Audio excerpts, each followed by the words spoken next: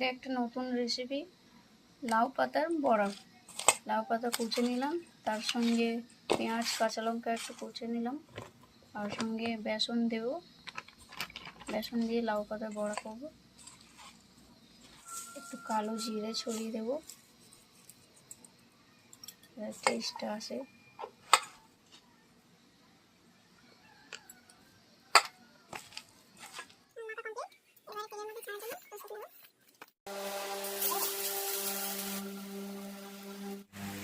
বড়া তৈরি করা হচ্ছে ডাল দিয়ে খাওয়ার জন্য। ডাল ভাত দিয়ে খুব সিম্পল।